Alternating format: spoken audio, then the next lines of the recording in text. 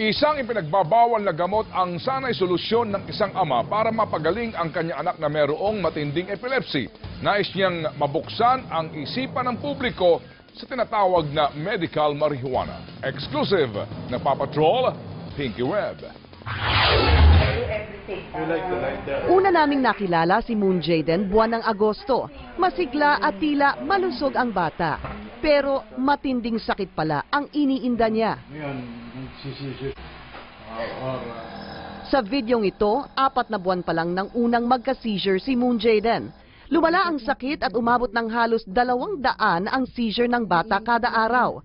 Dravet syndrome ang sakit ni Moon Jaden, isang matinding uri ng epilepsy. Isang video sa YouTube ang nagbigay ng pag-asa sa pamilya Yutuk. So Charlotte has Dravet syndrome. Istorya ito ni Charlotte Figi mula sa Colorado, USA. 3 buwan pa lang ang bata nang unang magka-seizure. Lumala ang sakit at nang tila hindi na nakakatulong ang mga gamot, nagdesisyon ang mga magulang na isailalim sa medical marijuana ang bata sa edad na 5 taon. 2 beses hinahalo sa pagkain ni Charlotte ang marijuana oil. Ngayon, masigla na si Charlotte.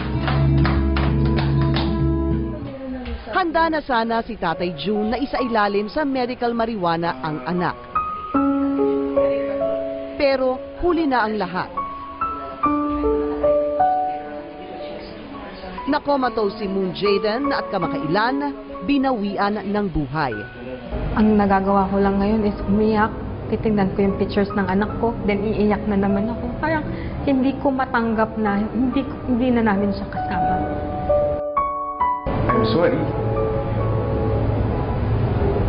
Kasi na-late nga akong malaman yung about the marijuana that could cure her. I might not be the best father that any daughter could ask.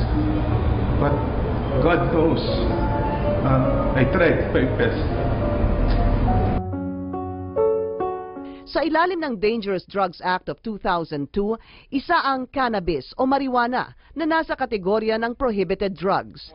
Ayon naman kay Senador Grace Poe, bukas siyang pag-aralan kung maaari bang gamitin ang marijuana para sa medicinal purposes.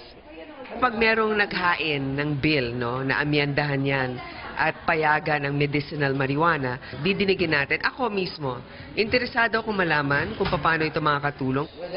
Kahit si Philippine Medical Association President Leo Olarte, sang-ayon dito.